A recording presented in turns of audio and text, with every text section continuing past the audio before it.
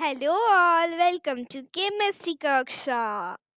देखो, जब तुम सिस और ट्रांस आइसोमर यानी सिस और trans form of geometrical isomer जो भी बोलो समझ जाते हो, तो एक जो तुमसे क्वेश्चन होता है वो होता है सिस और ट्रांस के प्रॉपर्टीज के बारे में कि सिस और ट्रांस आइसोमर का प्रॉपर्टी कैसा है, मतलब प्रॉपर्टी वाइज दोनों में क्या डिफरेंस है। क्योंकि हम शुरू में ही तुमको बताए थे कि आइसोमर वो कंपाउंड है जिसका मॉलिक्यूलर फॉर्मूला सेम होगा लेकिन प्रॉपर्टी डिफरेंट होगा। तो प्रॉपर्टी जो डिफरेंट है वो कहाँ से वो अराइज हो रहा, वो डिफरेंस का कारण क्या है और डिफरेंस है क्या। तो डिफरेंस का कारण हम तुमको बता दिए यहाँ ज्योमेट्रिकल आइसोमर में। वो डिफरेंस का कारण स्ट्रक्चरल अरेंजमेंट नहीं है क्योंकि स्ट्रक्चरल फॉर्मूला सेम ही होता है। स्पेशियल अरेंजमेंट एटम्स और ग्रुप्स का डिफरेंट है, उसके वजह से प्रॉपर्टी जो है वो वैरी करता है। तो सवाल है प्रॉपर्टी जो वैरी करता है तो प्रॉपर्टी कहाँ पे वैरी करता है, क्या क्या प्रॉपर्टी वैरी करता है। तो एक दो चीज को पहले समझो फिर हम आते हैं। देखो, सिस आइसोमर में हम क्या बोले, हम बोले सिमिलर एटम और ग्रुप जो है वो सेम साइड में होगा, क्योंकि सिस वर्ड का मतलब ही होता है लैटिन में सेम साइड। मान लो हम यहाँ पर तुमको बात कर रहे थे CH2 sorry CHCl double bond CHCl, यानी जब हम मॉलिक्यूलर फॉर्मूला बात कर रहे थे तो C2H2Cl2 के लिए बात कर रहे थे। अभी तुमको तुरंत बताए कि सिस फॉर्म कैसे लिखते हैं, ट्रांस फॉर्म कैसे लिखते हैं, तो दोनों का कोई एक कॉमन ग्रुप उठा लो, तुम्हारी मर्जी। मान लो कोई Cl उठा लिया, तो यहाँ अगर Cl लिखा है नीचे, तो सिस फॉर्म के लिए Cl को कहाँ लिखना चाहिए था, ऊपर या नीचे। अगर हम सिस लिख रहे हैं तो Cl को नीचे लिखना चाहिए था। यस, वेरी गुड, Cl को नीचे लिख, जो बाकी बच गया वो ऊपर लिखते। अब कोई H के रिस्पेक्ट में भी देखता तो उसको H जो है वो ऊपर दिखता, Cl नीचे दिखता। ट्रांस में अगर आप यहाँ Cl लिख दिए हैं तो दूसरा अपोजिट में लिखना पड़ेगा। ठीक है, ये था तुम्हारा सिस और ट्रांस फॉर्म। ये लिख देना एक बार इसलिए जरूरी था कि अगर तुम स्ट्रक्चर देखोगे तभी तो तुम क्लियरली समझ पाओगे कि प्रॉपर्टी जो डिफर करता है वो क्यों करता है। तो सबसे पहला जो प्रॉपर्टी बात करते हैं, जो ये स्ट्रक्चर बनाने के साथ ही क्लियर हो जाता है, वो दो प्रॉपर्टी है, एक है सिमेट्री और दूसरा है पोलैरिटी। तो पहले पोलैरिटी को बात करते हैं। देखो, पोलैरिटी को मेजर करने के लिए तुम्हारे पास बॉन्डिंग चैप्टर में पढ़े हो कि जो क्वांटिटी आप मेजर करते हैं पोलैरिटी का, for that you have dipole moment. Dipole moment ही पोलैरिटी मेजर करता था, and dipole moment is vector quantity. और वो रिप्रेजेंट किसको करता था, कैसे पोलैरिटी पता करते थे हम लोग, तो इलेक्ट्रॉन जिस डायरेक्शन में जाता था उस डायरेक्शन को हम लोग मार्क करके पोलैरिटी पता करते थे। बॉन्ड का इलेक्ट्रॉन जिस डायरेक्शन में शिफ्ट होता था, तो मान लो इस बॉन्ड के लिए बात करें, ये तो दोनों कार्बन कार्बन है तो यहाँ पोलैरिटी कोई सवाल ही नहीं है। ये और ये बचा कार्बन एंड क्लोरीन में, because chlorine is more electronegative than carbon, chlorine electron को अपने तरफ खींचेगा, यानी पोलैरिटी गया टुवर्ड्स क्लोरीन। ठीक वैसे यहाँ पर भी कार्बन क्लोरीन में क्लोरीन इज मोर इलेक्ट्रोनेगेटिव तो गया यहाँ। अब कोई बता पाएगा CH बॉन्ड का पोलैरिटी किसके तरफ जाएगा, यानी बॉन्ड मूवमेंट किसके तरफ डायरेक्शन दिखाए, टुवर्ड्स हाइड्रोजन और टुवर्ड्स कार्बन। हाइड्रोजन का इलेक्ट्रोनेगेटिविटी याद है किसी को, एनीवन? 2.1, वेरी गुड, 2.1 इसका होता था। और उस हिसाब से देखोगे तो कार्बन इज मोर इलेक्ट्रोनेगेटिव, तो ये बॉन्ड मूवमेंट इस तरफ जाता था। हालांकि हालांकि हम ये बताएं कि ये बॉन्ड मूवमेंट निग्लिजिबल होगा, इस वजह से क्योंकि हम लोग कार्बन हाइड्रोजन बॉन्ड को ऑलमोस्ट नॉन पोलर ही कंसीडर करते हैं। वही चीज यहाँ पर भी होगा। अब तुम अगर ध्यान से देखोगे तो तुम ये समझोगे कि जो एग्जाम्पल हम बनाए, किसी के साथ ऐसा भी हो सकता था कि वो Cl को ऊपर दिखाता, तो हम बार बार कह रहे हैं कि ऊपर और नीचे मत देखो, आप रिलेटिव देखिए। अगर आप यहाँ पर देखेंगे तो सारा bond movement actually same direction में आ रहा है। सेम डायरेक्शन मतलब डाउनवर्ड, ये भी डाउनवर्ड, ये भी डाउनवर्ड, ये भी डाउनवर्ड, ये भी डाउनवर्ड। तो सब एक दूसरे के इफेक्ट को ऐड करेगा, कोई किसी के इफेक्ट को कैंसिल नहीं करेगा। और इस वजह से यहाँ नेट डाइपोल मूवमेंट कुछ तो आएगा। मेरे केस में हम डाउनवर्ड दिखा रहे हैं, अगर कोई Cl ऊपर दिखाएगा तो उसका अपवर्ड आएगा। यानी बेसिकली मेरे कहने का मतलब ये है कि नेट डाइपोल मूवमेंट कम से कम जीरो तो नहीं होगा। देखो कि ये बात अच्छे से समझ में आया। अगर आया तो ट्रांस के लिए खुद से ट्राई करो, सारा कुछ टीचर ही करके देगी ऐसा जरूरी नहीं है। खुद से पेन और पेपर लेकर के बैठना चाहिए। बार बार ये कहते हैं कि क्लास करने बैठे हो तो पेन और पेपर लेके बैठो, और थोड़ा सा ना खुद भी करना चाहिए। अदरवाइज साइंस पढ़ने का क्या मतलब, जब हम खुद से कुछ करना ही नहीं चाहेंगे, केवल मूक बधिर कक्षा ही हम ज्वाइन करेंगे, तो फिर अगर हम अप्लाई नहीं कर पा रहे हैं सीख करके, तो फायदा क्या सीखने का? इससे अच्छा मत सीखो। हम दिखाए ना उसका, खुद से एक बार डायरेक्शन ट्राई करो। जब ट्राई करोगे ना तो कॉन्फिडेंस आएगा। देखो केमिस्ट्री के लिए एक चीज बहुत इंपॉर्टेंट है, इनफैक्ट साइंस या किसी सब्जेक्ट को पढ़ने के लिए नहीं, परफॉर्म करने के लिए confidence is must. Over confident मत होइए, लेकिन कॉन्फिडेंस तो आना ही चाहिए। और कॉन्फिडेंस तभी आएगा जब कुछ अपने से करोगे और सही हो जाएगा, तब अंदर से खुशी होगा कि हाँ चलो हमको कॉन्फिडेंस आया, अब फिर हम नेक्स्ट टाइम भी करेंगे। और करोगे ही नहीं बैठ करके, होता क्या है, अभी टर्म वन के लिए ही बहुत लोग क्या बोले बोले हम लोग बहुत सारा यूट्यूब देखे और बहुत सारा वीडियो बनाए, नोट्स भी बनाते गए मैम, कॉपी तो मोटा होता गया, लेकिन लास्ट में जब पलटना शुरू किए तो कुछ नहीं हुआ। तो तुमको इसीलिए हम कह रहे हैं कि नोट्स पे अभी ध्यान मत दो। तुम नोट्स, तुमको जैसे ही टॉपिक खत्म होगा और तुमको पीडीएफ मिलेगा, आपका जो मेन फोकस होना चाहिए वो कि हम कंटेंट समझे, और हम कंटेंट से रिलेटेड जो क्वेश्चन हमको प्रैक्टिस करवाया जा रहा है वो हम उसी समय कर लेंगे। सो उतना काफी है। उसके बाद जब आपको नोट्स मिलेगा और आप एक बार लिखेंगे तो वो सारा चीज आपका रिवीजन हो जाएगा। अभी आप नोट्स मेकिंग पे बिल्कुल ध्यान मत दीजिए, बार बार कह रहे हैं तुम खुद से एक बार ट्राई करो। तो ट्रांस वाला एक बार खुद से ट्राई करो और हमको बताओ कि क्या हो रहा है तुम्हारे डाइपोल मोमेंट का, तुम्हारा मतलब कंपाउंड के डाइपोल मोमेंट का, ट्रांसफॉर्म के डाइपोल मोमेंट का। कोई हड़बड़ी नहीं है, जहां दिक्कत लग रहा है बस पॉज करो और अपने को पहले देखो कि हाँ मेरे से ये हो पा रहा है, हम सीख लिए, उसके बाद ही आगे बढ़ो। अदरवाइज झूठ मूठ आगे बढ़ते जा रहे और पिछला सब खाते जा रहे तो कोई फायदा नहीं है। जब हम कर ही नहीं पाएंगे तो वैसा पढ़ के हम करेंगे क्या? देखो CCl में chlorine is more electronegative 3, carbon 2.5, तो किस तरफ जाना चाहिए पोलैरिटी? कार्बन के तरफ कि क्लोरीन के तरफ? क्लोरीन के तरफ, वेरी गुड। ये CCl वाला जो है वो डाउन गया, ये वाला जो है वो गया टुवर्ड्स कार्बन, यस ये भी गया टुवर्ड्स कार्बन। देखो सारा पोलैरिटी एक दूसरे के अपोजिट है, ये H वाला अपोजिट दिख रहा है, Cl वाला भी अपोजिट दिख रहा है, यानी ये सब एक दूसरे को कैंसिल आउट करेगा and net dipole moment will be zero. सवाल है डाइपोल मोमेंट जीरो होने से क्या होगा? हम कहेंगे डाइपोल मोमेंट जीरो होने का मतलब हुआ ये जो ट्रांसफॉर्म है, ट्रांसफॉर्म नॉन पोलर हुआ, पोलैरिटी उसमें नहीं आया, और जो सिस फॉर्म है वो पोलर हुआ। मान लो कोई कहेगा कि वो भी तो ट्रांसफॉर्म होता था जिसमें एक एटम और ग्रुप मान लो अपोजिट है, मान लो Cl है और यहाँ पर H है और यहाँ CH3, या मान लो यहाँ कुछ भी है, I है या कुछ भी है, तो इस केस में देखो मेरी बात ध्यान से, ये इसको कैंसिल करेगा लेकिन ये दोनों कैंसिल नहीं करेगा, because I is more electronegative than carbon. ये कुछ ना कुछ इसका पोलैरिटी बच रहा है, ठीक है, हम कहेंगे बच रहा है लेकिन कम से कम एक साइड तो कैंसिल कर रहा है ना, यहाँ तो चारों मिल गया एक साथ, यहाँ पर कम से कम एक साइड तो कैंसिल कर रहा है ना, एक साइड सपोर्ट कर रहा है, ये दोनों सेम डायरेक्शन में।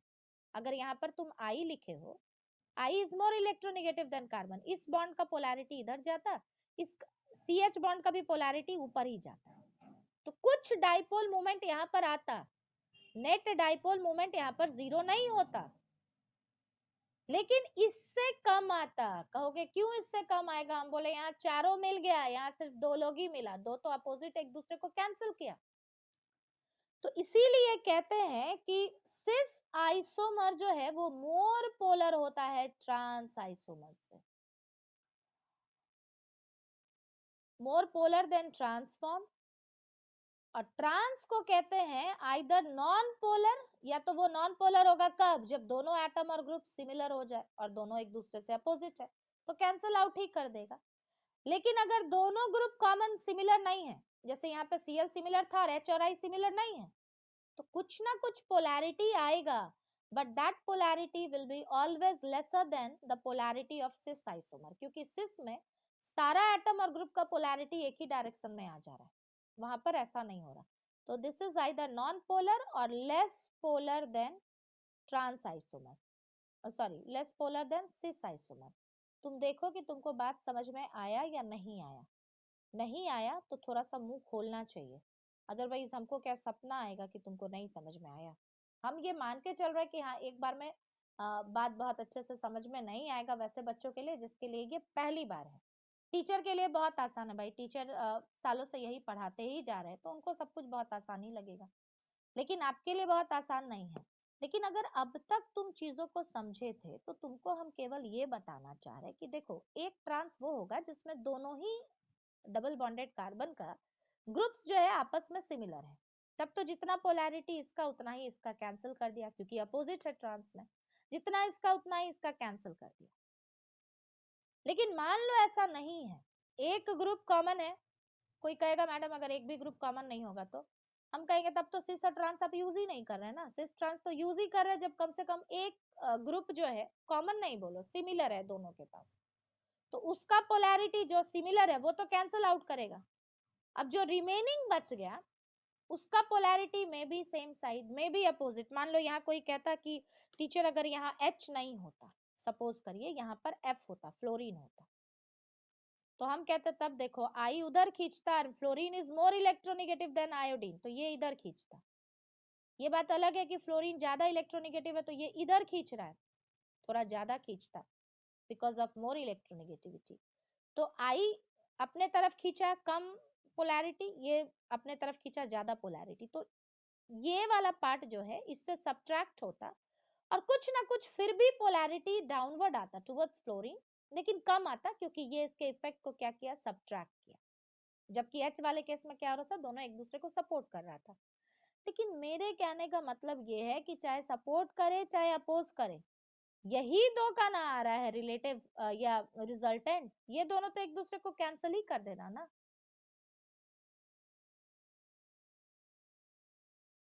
तो जो सिमिलर एटम और ग्रुप था वो अपोजिट था, आप उसको पहले ही पोलैरिटी के रेस से बाहर कर दीजिए। आप सोचिए अब ये है ही नहीं क्योंकि दोनों एक दूसरे को कैंसिल कर रहा है। जबकि सिस में बाकी का और कुछ इफेक्ट देखो ना देखो, ये दोनों सेम साइड में पोलैरिटी है, क्लोरीन इज मोर इलेक्ट्रोनेगेटिव, तो इस दोनों इस सिर्फ इस दोनों का कुछ ना कुछ बॉन्ड मूवमेंट आ गया ऊपर साइड में। ये सिस वाले में हम कह रहे कुछ ना कुछ आ गया इस दोनों क्लोरीन का रिजल्टेंट, यहाँ लिख दे रहे क्लोरीन का रिजल्टेंट। अब जो बचा वो क्या हो रहा है, तो ट्रांस में आप उसको रखे हैं opposite, so fluorine is more electronegative than chlorine, ये इलेक्ट्रॉन को इधर खींचेगा और थोड़ा ज्यादा खींचेगा क्योंकि फ्लोरीन का इलेक्ट्रोनेगेटिविटी 4 है, कार्बन 2.5, डिफरेंस ज्यादा आ रहा। ये 2.5 या 2.6 डिफरेंस बड़ा कम आ रहा, तो आयोडीन खींचेगा जरूर because iodine is more electronegative, लेकिन कम खींचेगा, फ्लोरीन ज्यादा खींचेगा। तो देखो इसका पोलैरिटी छोटा, इसका पोलैरिटी ज्यादा। जैसे ये है इस तरफ 3 न्यूटन का फोर्स, इधर 13 न्यूटन का फोर्स, तो सब लोग जान रहे हो कि 13 न्यूटन साइड में ही मूवमेंट होगा 10 न्यूटन से, यानी इस तरफ कुछ ना कुछ आपका यानी डाउनवर्ड, इस तरफ मतलब डाउनवर्ड आपका कुछ ना कुछ डाइपोल मूवमेंट जो है वो आता।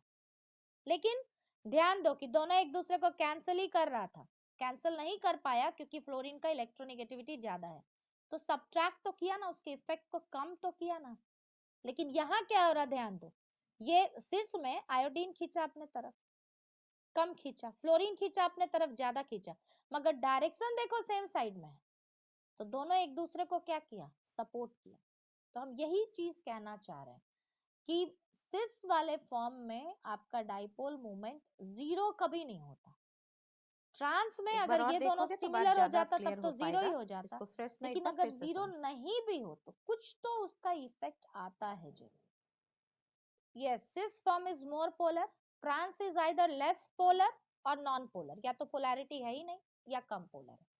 सवाल है पोलैरिटी से फर्क क्या पड़ेगा। हम कहेंगे देखो ये मान लो एक मॉलिक्यूल है, सिर्फ समझो ये एक दूसरा मॉलिक्यूल है, पोलैरिटी है मतलब थोड़ा प्लस माइनस, थोड़ा को हम लोग डेल्टा से लिखते हैं, डेल्टा प्लस माइनस आया होगा इसके एक मॉलिक्यूल पे, मोर इलेक्ट्रोनेगेटिव इंट पे नेगेटिव और कार्बन साइड में, या लेस इलेक्ट्रोनेगेटिव साइड में पॉजिटिव।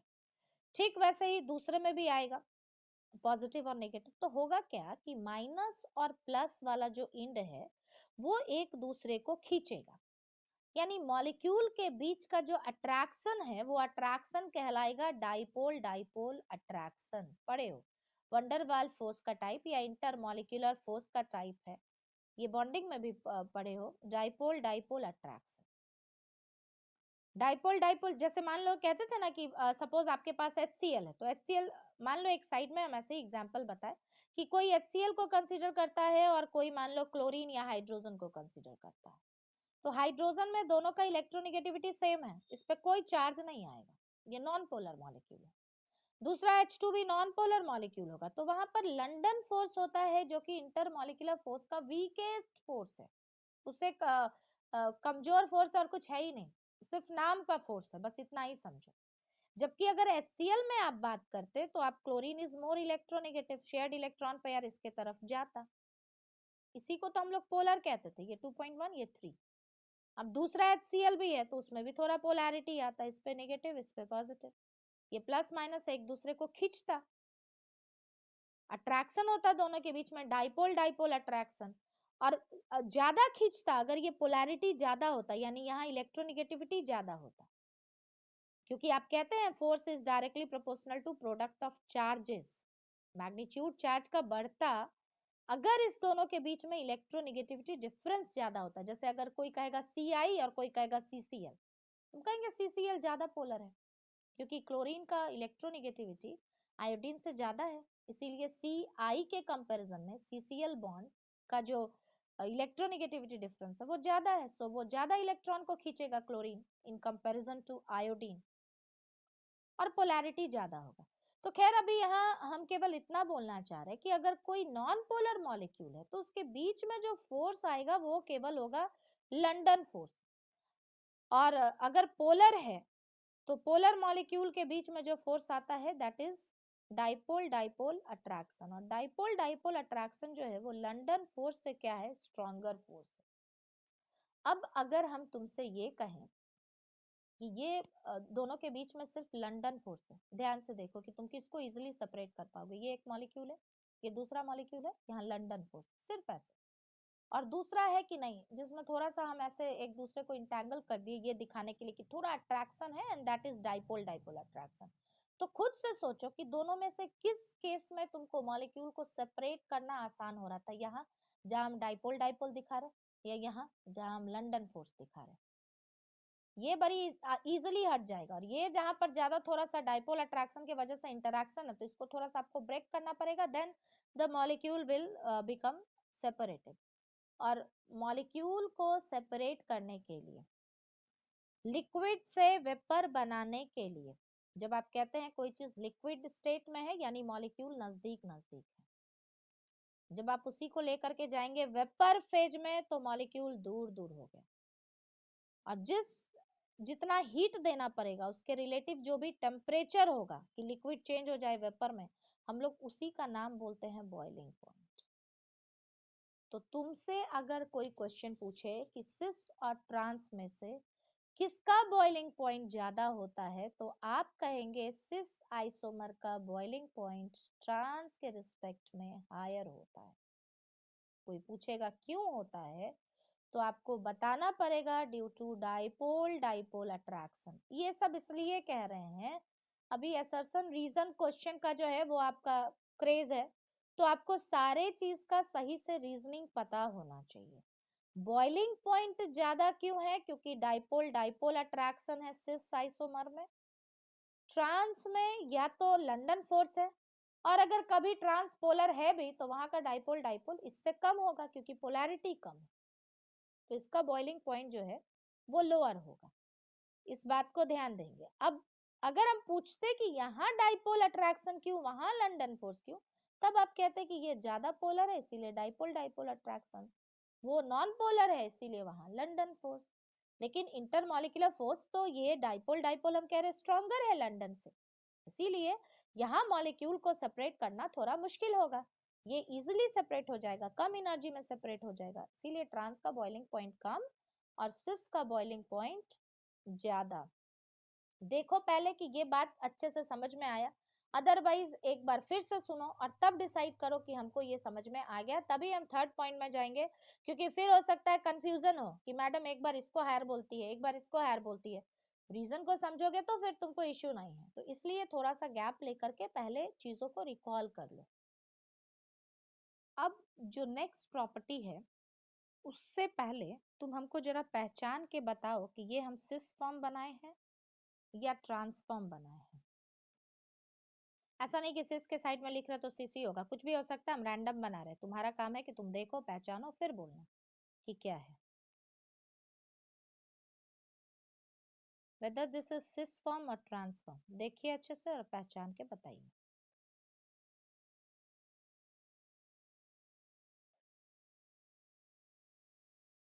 कोई कहेगा ऐसा बना क्यों दिया, आप पहले हॉरिजॉन्टल बना रहे थे, अभी वर्टिकल क्यों बना रहे हैं? हम कहेंगे देखो, जो स्टैंडर्ड, देखो हम लोग जो कार्बन कार्बन बॉन्ड को हॉरिजॉन्टल लिखते हैं वो पेज को बचाने के लिए लिखते हैं। कायदे से जो स्टैंडर्ड नोटेशन है वो यही कि कार्बन जो है वो वर्टिकल प्लेन पर हम लोग रखते हैं। अब ये चीज कह रहे हैं कि जब आप उसको वर्टिकल प्लेन पे कार्बन को रख रहे हैं तो आपको ये बात समझ में आ रहा होगा कि अगर हम देखो, दो चीज होता है, सिमेट्री और एसिमेट्री, दो तरह का मॉलिक्यूल होता है। मान लो हम तुमको ये वाला पेन दिखा करके पूछते कि क्या बताओ ये सिमेट्रिकल है। मान लो अगर हम पूछते इस प्लेन में बताओ कि वेदर दिस इज सिमेट्रिक, इस प्लेन में नहीं पूछ रहे, अदरवाइज में भी बोल दोगे हाँ ये सिमेट्रिकल है, ठीक है। लेकिन अगर हम इस प्लेन में पूछते कि वेदर दिस इज सिमेट्रिकल और नॉट, इस प्लेन में नहीं पूछ रहे हम, ये इस प्लेन में पूछ रहे कि ये प्लेन में ये सिमेट्री है कि नहीं। तो सिमेट्री मतलब दोनों तरफ इक्वल पार्ट जाना चाहिए। तो अगर यहाँ से कहीं बीच से कट करोगे तो तुम देख रहे हो दोनों तरफ एक जैसा चीज नहीं आ रहा है, इधर कुछ और आ रहा है, इधर कुछ और आ रहा है, एक जैसा मतलब मिरर इमेज, तब कहते हैं सिमेट्री।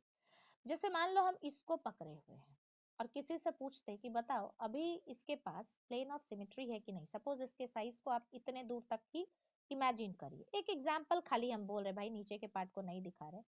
और इस पे कुछ कुछ लिखा हुआ है, अगर बहुत अच्छे से देखोगे तो शायद दिखेगा, तो वो लिखने वाले को भी मत देखना। मान लो ऐसा एक बार होता, रेक्टेंगुलर बार, हम जानना चाहते थे कि वेदर दिस इज सिमेट्रिकल और नॉट। तो जवाब है सिमेट्रिकल है, क्योंकि यहाँ से भी इसको कट करोगे तो ये पार्ट इस पार्ट का मिरर इमेज हो, एग्जैक्टली एक जैसा।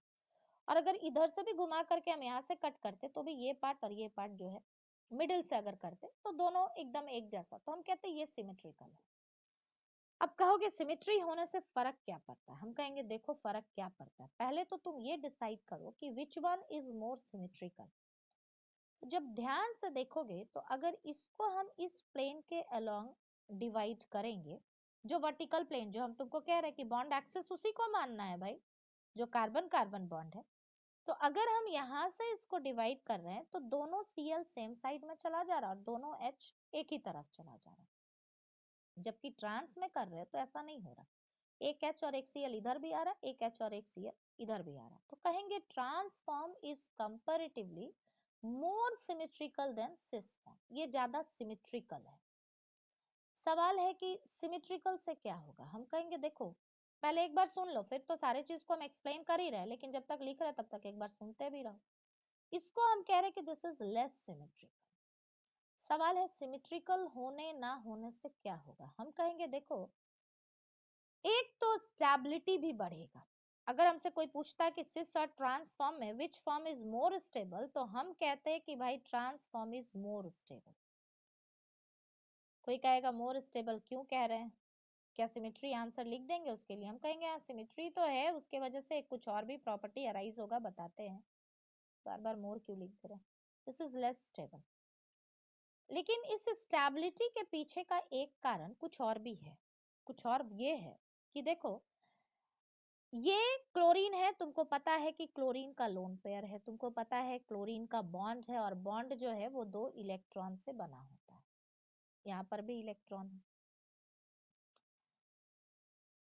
अब सिमिलर एटम और ग्रुप के इलेक्ट्रॉन्स के बीच में ध्यान देना, सिमिलर एटम और ग्रुप के बीच इलेक्ट्रॉन के बीच में जो रिपल्सन होता है, जैसे एक CH3 है, दूसरा भी CH3, एक H है, H है, तो उसका जो भी बॉन्ड होगा, CH3 में कार्बन हाइड्रोजन का 3 बॉन्ड है, फिर CH3 जिससे लगा होगा वो भी एक बॉन्ड होगा, और बॉन्ड मतलब इलेक्ट्रॉन, ठीक है, कोई कहेगा मैडम हम लोग तो पढ़े हैं बॉन्ड पेयर का इलेक्ट्रॉन रिपल्सन बहुत कम होता है क्योंकि वो बॉन्डेड है।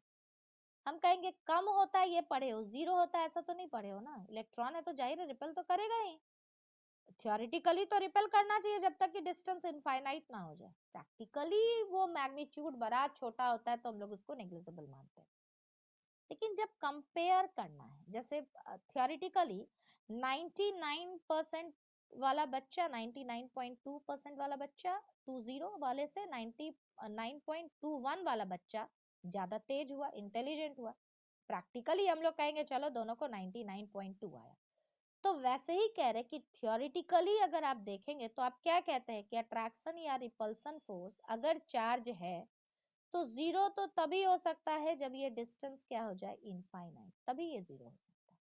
लेकिन प्रैक्टिकली तो हम लोग अगर एक्सपीरियंस नहीं कर पा रहे, उसको ऑब्जर्व नहीं कर पा रहे, मेजर नहीं कर पा रहे, तो हम लोग कहेंगे कि नहीं है प्रैक्टिकली। ठीक वैसे ही यहाँ पर भी कह रहे हैं कि अगर ठीक है बॉन्ड का रिपल्सन, बॉन्ड पेयर का रिपल्सन बड़ा कम होता है, लोन पेयर का तो ज्यादा होता है उससे, लेकिन कम का मतलब जीरो नहीं है। तो यहाँ अगर देखोगे तो क्योंकि सिस में सिमिलर एटम सेम साइड में ही होता था तो ये गैप उसके बीच का बड़ा कम है। और ट्रांस में क्या है जी, डिस्टेंस ज्यादा है, तो रिपल्सन ज्यादा कहां पर होगा। ये एक कार्बन है, मान लो ये एक कार्बन है, समझो केवल ये CH3 है, तो ये CH3 है तो CH3 में कार्बन और हाइड्रोजन के बीच में बॉन्ड है ना जी। यहाँ पर भी मान लो CH3 है तो यहाँ कार्बन और हाइड्रोजन के बीच में बॉन्ड है ना। और बॉन्ड एक सिंगल बॉन्ड का मतलब वहां दो इलेक्ट्रॉन है, और इलेक्ट्रॉन पे सिमिलर चार्ज है निगेटिव, ये भी निगेटिव ये भी निगेटिव, तो निगेटिव सिमिलर चार्ज एक दूसरे से थोड़ी बोलेगा आओ, सब तो एक दूसरे को ठेलेगा, रिपेल करेगा। सिमिलर ग्रुप के इतना लंबा बोलते नहीं है, लेकिन आप पहले सुनिए कि सिमिलर एटम और ग्रुप के बॉन्ड पेयर लोन पेयर के बीच में जो टोटल रिपल्सन होता है, उस ऑफ कोर्स रिपल्सन ही होगा, अट्रैक्शन तो होगा नहीं, सिमिलर चार्ज स्पेसिस है, इलेक्ट्रॉन इलेक्ट्रॉन के बीच में हम बात कर रहे हैं। उस रिपल्सन का नाम हम लोग देते हैं steric hindrance, steric repulsion, steric factor, जो भी तुमको नाम बोलना है वो बोलो। तो हम ये कहना चाह रहे हैं कि सिस आइसोमर जब आप बात करते हैं तो आप खुद ही कह रहे हैं कि सिमिलर ग्रुप को हम सेम साइड में उठा के रखेंगे, और ट्रांस में आप कह रहे हैं कि सिमिलर एटम और ग्रुप को आप अपोजिट साइड में रखेंगे। तो यहाँ पर सिमिलर एटम और ग्रुप के बीच का डिस्टेंस देखो, डायगोनली अपोजिट है तो ज्यादा है ना, और यहाँ पर डिस्टेंस देखो कम है ना। क्या कहते हो, फोर्स ऑफ अट्रैक्शन और repulsion is inversely proportional to distance square. अगर डिस्टेंस ज्यादा है तो चाहे अट्रैक्शन हो चाहे रिपल्सन, इस केस में रिपल्सन है तो देखो फिर डिस्टेंस से ज्यादा समझो, होगा तो रिपल्सन फोर्स कम होगा। यानी अगर कोई तुमसे पूछे कि बताओ स्टेरिक हिंड्रेंस या स्टेरिक रिपल्सन किस में ज्यादा होता है, सिस में ज्यादा होता है कि ट्रांस में ज्यादा होता है, तो आंसर क्या होना चाहिए। देखो क्या कह रहे हैं, मान लो दो लोग हो जो दोनों एक दूसरे के दुश्मन हो, जैसा कि हम बोले कि दो इलेक्ट्रॉन है, बॉन्ड का इलेक्ट्रॉन, बॉन्ड बॉन्ड में कोई लगाव नहीं है, सब एक दूसरे को ठेलता है क्योंकि इलेक्ट्रॉन का बना हुआ है, तो रिपल्सन होगा।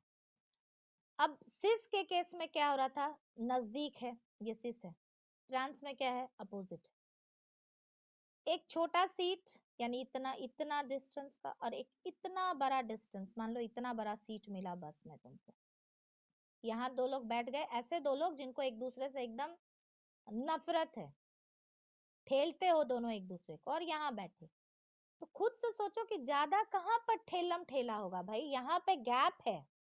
हम लोग क्या बोलते हैं, attraction repulsion inversely proportional to distance square. अगर डिस्टेंस ज्यादा तो लगाव भी कम होगा, अट्रैक्शन भी कम है और रिपल्सन भी कम है, झगड़ा भी कम होगा। और यहाँ पर इतना छोटे जगह पे दोनों को बैठा दियो तो इसके कंपैरिजन में तो यहाँ ज्यादा ठेलम ठेला का चांसेस है ना। और ये सीट अगर कोई हमसे पूछता कि दोनों में से कौन सा सीट ज्यादा स्टेबल होगा, स्टेबल कहते हैं वैसे चीज को जो डिस्टर्ब नहीं होता इजीली, तो हम कहेंगे ये सीट ज्यादा स्टेबल नहीं है, यहाँ ज्यादा ठेलम ठेला का चांस है, क्योंकि दोनों आदमी जो एक दूसरे का दुश्मनी है, एक दूसरे को ठेल रहा है, इलेक्ट्रॉन है दोनों, दोनों के सर पे निगेटिव ही है, यहाँ भी दोनों के सर पे निगेटिव ही है, लेकिन क्योंकि डिस्टेंस है तो ठेलम ठेला का चांसेस यहाँ पर थोड़ा कम है, रिपल्सन यहाँ थोड़ा कम होगा। तो जिसको बस के सीट पे हम ठेलम ठेला बोल रहे हैं, आम बोल चाल में हम दुश्मनी बोल रहे हैं, लात घूसा बोल रहे हैं, उसी को केमिस्ट्री में थोड़े अच्छे भाषा में हम लोग कह रहे हैं steric hindrance, steric repulsion, steric factor between similar atoms and groups, कि वहां भी सिमिलर एटम और ग्रुप का इलेक्ट्रॉन जो है, सिमिलर एटम और ग्रुप मतलब क्या, कार्बन थोड़ी एक दूसरे को ठेल रहा है जी, वो जिससे लिंक्ड है वो बॉन्ड का जो इलेक्ट्रॉन है, या कोई क्लोरीन है तो मान लो उसका लोन पेयर्स भी होगा बॉन्डिंग के बाद, उसके बीच का जो नेट रिपल्सन है, हम लोग उसी को स्टेरिक रिपल्सन या स्टेरिक फैक्टर कहते हैं। और सिस फॉर्म में क्योंकि सिमिलर एटम और ग्रुप सामने सामने ही है, तो जाहिर है डिस्टेंस कम है, so repulsion will be more in case of cis. Trans में क्योंकि डिस्टेंस जो है वो थोड़ा सा ज्यादा है, तो रिपल्सन विल बी लेस, और जहां पर रिपल्सन कम होगा उसका स्टेबिलिटी ज्यादा होगा, यानी स्टेबिलिटी के लिए आप कहेंगे कि trans form is more stable due to less repulsion. कौन सा रिपल्सन, तो हम कह रहे steric repulsion, steric hindrance, repulsion कहां से है तो वो याद रखिए। And cis form is less stable, क्योंकि एटम और ग्रुप के बीच का डिस्टेंस कम है तो रिपल्सन विल बी मोर। देखो लास्ट जो चीज हमको बताना है वो सिमेट्रिकल बताना है। ट्रांसफॉर्म जैसा कि हम यहाँ से बोले थे कि अगर आप इसको सिस को अगर आप बीच से यहाँ से कट कर रहे हैं, ये लिख चुके कि ये लेस सिमेट्रिकल ये मोर, ये तुमको समझा चुके, उस सिमेट्री से हो क्या रहा है वो समझो जरा सा। अगर हम लोग बात करेंगे मेल्टिंग पॉइंट के लिए, तो मेल्टिंग पॉइंट वो टेम्परेचर होता है जिस टेम्परेचर पर सॉलिड जो है वो चेंज होता है लिक्विड में। और सॉलिड का मतलब ही, सॉलिड आप कहते ही तब है जब मॉलिक्यूल्स आर क्लोजली पैक्ड, उससे आपको दूर लेके जाना है। लिक्विड, लिक्विड में क्लोजली नहीं था, थोड़ा गैप था, लेकिन सॉलिड मतलब क्लोजली पैक्ड, तो आप यहां से यहां ले जाना चाह रहे हैं। तो सिस के केस में क्या होगा, ध्यान से समझो, ये एक कार्बन है, ये एक कार्बन है, मान लो यहाँ पर एक क्लोरीन लटका हुआ है, ठीक है, केवल देखो चीजों को। दूसरा आप यहाँ पर लाना चाह रहे हैं, ये कार्बन है, ये क्लोरीन है, ऑफ कोर्स कार्बन भी आप स्फेरिकल एटम दिखाएंगे, तो जब आप इसको चाहेंगे कि घुसे और अंदर अच्छे से पैक हो जाए, तो ध्यान दो ये क्लोरीन, इसका इलेक्ट्रॉन, ये सब इसको ठेलेगा, यहाँ क्लोज पैकिंग पॉसिबल नहीं होगा। लेकिन यही चीज अगर ट्रांस में होता, हम यहाँ बना रहे, मान लो ये कार्बन है, ये कार्बन है, दोनों के बीच में ये डबल बॉन्ड है, यहाँ पर हम दिखा रहे एक क्लोरीन है, ये एक क्लोरीन है, थोड़ा बड़ा दिखाना चाहिए क्लोरीन, ठीक है, जो भी हम यहाँ पर फिलहाल लिख दे रहे हैं सिर्फ तुम्हारे समझने के लिए। फिर यहाँ पर दूसरा कार्बन है, ये दूसरा कार्बन है, और ये क्लोरीन है। तो अभी हम क्या बोलना चाह रहे हैं वो देखो, ये जो इसका इंड है ना ट्रांस वाले में, ये इंड थोड़ा सा ब्रॉड है, तुम ये समझो, ये अभी आराम से यहाँ जा पाएगा, ये जब नजदीक जाएगा, क्लोज पैकिंग मतलब नजदीक, तो ये आराम से अंदर घुस पाएगा।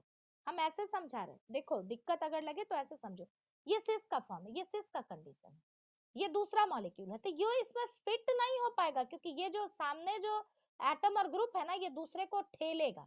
लेकिन ट्रांस में क्या था, ये अपोजिट था, तो जो दूसरा था वो इजिली आकर के यहाँ फिट हो पा रहा था, बस यही चीज हम कह रहे हैं कि ट्रांस में ये इंड जो है ना, ये इंड एकदम अपोजिट है, तो दूसरा आकर के इसके साथ इजिली जो है वो फिट हो पा रहा था, सिस में फिट नहीं हो पा रहा था। सो फाइनली हम क्या बोले, सिस फॉर्म जो है वो लेस सिमेट्रिकल है, और लेस सिमेट्री के वजह से सॉलिड स्टेट में, यानी जब मॉलिक्यूल्स बहुत क्लोज है उस समय यहाँ पैकिंग जो होता है वो थोड़ा सा लूज पैकिंग होता है, क्लोज पैकिंग नहीं हो पाता। And because of comparatively trans के कंपैरिजन में लूज पैकिंग के वजह से मेल्टिंग पॉइंट जो होता है वो क्या होता है, लो होता है। मेल्टिंग पॉइंट लो मतलब आप इजिली उस पैक्ड स्ट्रक्चर को क्या कर सकते हैं, डिस्टर्ब कर सकते हैं। लेकिन जो ट्रांस आइसोमर है, because of more symmetrical structure, वहां क्लोज पैकिंग होता है, और क्लोज पैकिंग के वजह से ये क्लोज है, क्लोज पैकिंग होता है, because of close packed structure जो है मेल्टिंग पॉइंट यहाँ पर क्या होता है, हाई होता है। देखो इस सारे चीजों को ना थोड़ा सा ढंग से इसलिए तुमको देखना है क्योंकि अब आप असर्शन रीजन के लिए भी अपने आप को तैयार कर रहे हैं, तो आपको ये बात बहुत अच्छे से समझना है कि असर्शन रीजन में आपको सारे चीज का, अगर हमसे पूछा जाए लो मेल्टिंग पॉइंट और अगर हम वहां पे लिख देंगे डाइपोल डाइपोल अट्रैक्शन या लंडन फोर्स, तो मार्क्स नहीं मिलेगा। आपको समझना होगा कि मेल्टिंग पॉइंट मतलब सॉलिड टू लिक्विड, और सॉलिड में पैकिंग क्लोज है, और क्लोज पैकिंग कहाँ पर पॉसिबल है, ट्रांस में, क्योंकि वहां पर सिमेट्री ज्यादा है। हम यहाँ करके दिखाएं कि ये बड़ा इजिली जो है इसमें जा पाएगा, ये दोनों आपस में नजदीक आ पाएगा, क्योंकि यहाँ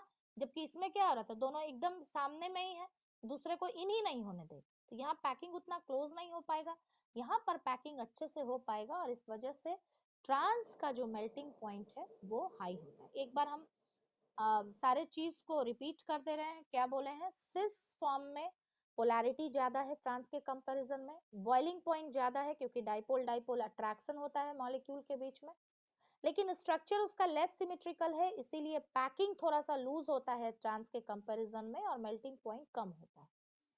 स्टेबिलिटी कम है क्योंकि सिमिलर एटम और ग्रुप क्लोजर है एक दूसरे से, तो there will be more steric repulsion. Trans में आप सारे चीज को जस्ट अपोजिट समझेंगे, यानी वहां पर पोलैरिटी या तो नहीं होता, या अगर होता भी है तो सिस के कंपैरिजन में कम होता है।